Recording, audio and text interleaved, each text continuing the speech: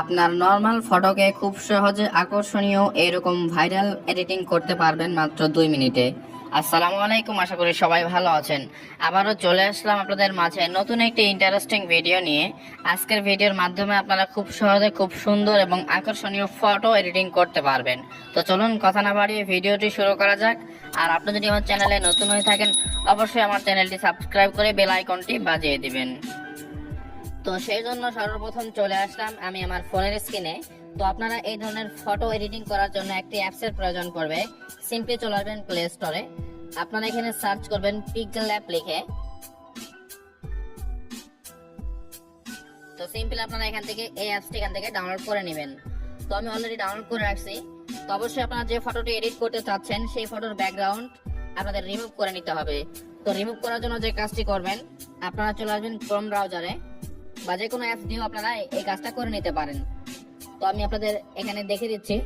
এখানে আপনারা লিখবেন রিমুভ পিজি। রিমুভ পিজি লিখে সার্চ করলে আপনাদের সামনে কিন্তু একটি ওয়েবসাইট চলে আসবে। সিম্পলি আপনারা এখানে একটা ক্লিক করে দিবেন। তো এখানে ক্লিক করলে আপনাদের সামনে কিন্তু এরকম একটা অপশন চলে আসবে। তো সিম্পলি আপনারা আপলোড ইমেজ এখানে একটা ক্লিক করে আপনারা যে ছবিটি এডিট করতে চাচ্ছেন সেটা আপনারা এখানে আপলোড করে দিবেন। তো আমি ব্রাউজারে ক্লিক করে আমার গ্যালারিতে চলে আসলাম।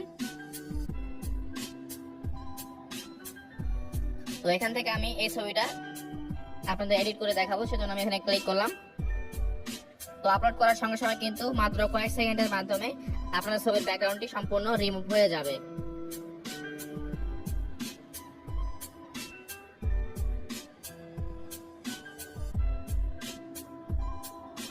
তো দেখতেই পাচ্ছেন মাত্র এক ক্লিকে কিন্তু কত সুন্দর হবে আমাদের ব্যাকগ্রাউন্ডটি রিমুভ হয়ে গেছে।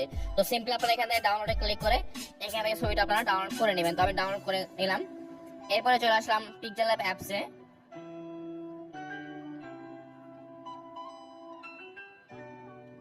তো সিম্পলি আমি এখান থেকে এটা কেটে দিব। এরপর আমি এখান থেকে একটি কালো কালার ব্যাকগ্রাউন্ড নিব। তো সেজন্য আমি চলে আসলাম এই পাশে। এরপরে কালার অপশনে ক্লিক করে এখান থেকে কালারে আসার পরে আমি এখান থেকে কালো কালার একটি ব্যাকগ্রাউন্ড তৈরি করে নিলাম। এরপর রাইট চিহ্নতে ক্লিক করে দিলাম। এরপর আপনাদের যে কাজটি করতে হবে, আপনারা প্লাস আইকনে ক্লিক করে চলে আসবেন ফ্রম গ্যালারি যে অপশন আছে এখানে। তো এখানে আসলে আপনাদের গ্যালারি শো করবে। সিম্পলি আপনারা এখান থেকে একটু আগে ছবিটি ব্যাকগ্রাউন্ড রিমুভ করছেন সেটা আপনারা এখানে অ্যাড করে নেবেন। তো আমি এখানে ক্লিক করলাম। তো এখান থেকে আপনারা ক্রপ করে সাইজ মতো এভাবে নিয়ে নেবেন। তো আমি সাইজ মতো নিয়ে নিলাম। এরপর একটু টেনে বড় করে নিলাম। এরপরে যে কাজটি করবেন, আপনারা এই ছবিটার যদি কালার যদি আপনারা সাদা কালো বা ব্ল্যাক এন্ড হোয়াইট রাখতে চান, তাহলে যে কাজটি করবেন মাঝের এখানে ক্লিক করে চলে আসবেন কালার ফিল্টারস অপশনে। এরপর এখান থেকে একটু নিচে আসলে এখানে দেখতে পাচ্ছেন ব্রাইটনেস, স্যাচুরেশন, আপনারা এগুলো কমাই দিবেন। এরপর রাইট চিহ্নতে ক্লিক করে দিলাম। এখন যে কাজটি করবেন, এখানে কিছু পিএনজি ব্যবহার করতে হবে। তো পিএনজি লিংক আমি আমার ডেসক্রিপশন বক্সে দিয়ে রাখবো, সেখান থেকে খুব সহজে আপনারা ডাউনলোড করে নেবেন। তো প্লাস আইকনে ক্লিক করে ফ্রম গ্যালারি এখানে ক্লিক করে দিলাম। এরপর অ্যালবাম আসার পর আমি এখান থেকে একটি পিএনজি ব্যবহার করব। তো পিএনজি নেওয়ার জন্য চলে আসলাম আমার ফাইল ম্যানেজারে। তো এখান থেকে আমি এই পিএনজিটা নিলাম। এরপর রাইট চিহ্নতে ক্লিক করে দিলাম। তো এরপর আপনারা যে কাজটি করবেন, এইটার কালার চেঞ্জ করার জন্য চলে আসবেন কালার অপশনে। এরপর এটা এনেবল করার পরে একটু নিচে আসতে দেখতে পাচ্ছেন কালার, আপনারা কালো কালার সিলেক্ট করে দিবেন। এরপর রাইট চিহ্নতে ক্লিক করে দিবেন। তো আমাদের কাজ কিন্তু অলরেডি শেষ। তো এখন যে কাজটি করবেন, আপনারা চলে আসবেন ক্রপ অপশনে। এখান থেকে নিচে একটু কেটে নেবেন এভাবে। এরপর রাইট চিহ্নতে ক্লিক করে দিবেন।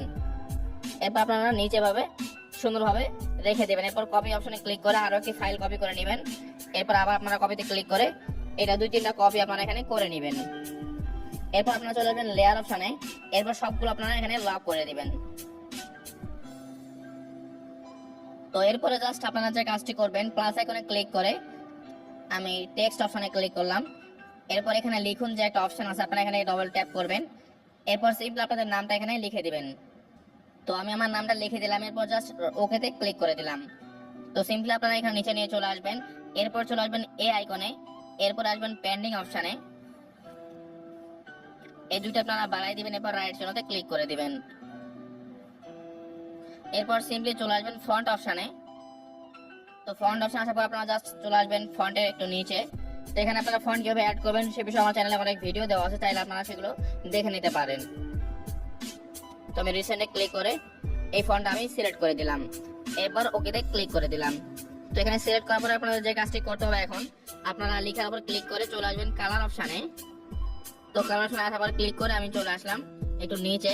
তো আমি জাস্ট প্রথমে আরিফিন এক কালার দিব, তো আমি এই কালারে ক্লিক করলাম, এরপরে সাদা কালারটা রেখে দিলাম, এরপর রাইট জোনে ক্লিক করে দিলাম। আমার কাজ কিন্তু শেষ। এরপর আমি আরো কিছু লিখবো সেখানে, সেজন্য আমি প্লাস আইকনে ক্লিক করে টেক্সট অপশনে আসলাম। এরপর আমি এখানে লিখবো অ্যাক্টর, এরপর রাইট চিহ্নতে ক্লিক করে দিলাম। এরপর সিম্পলি আবার আপনারা চলে আসবেন পেন্ডিং অপশনে, এরপর আপনারা চলে আসবেন ফন্ট অপশনে। তো আমি এখান থেকে একটা সিগনেচার ফন্ট ব্যবহার করব।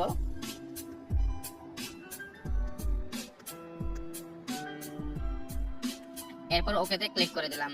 এরপর সিম্পলি আপনারা এটা এখানে বসিয়ে দিবেন।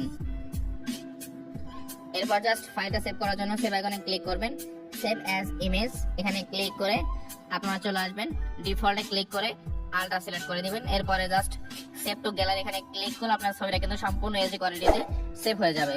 তো এই ছিল আজকের ভিডিও। যদি ভালো লাগে অবশ্যই চ্যানেলটি সাবস্ক্রাইব করবেন এবং সাবস্ক্রাইব করে থাকলে থ্যাংক ইউ সো মাচ।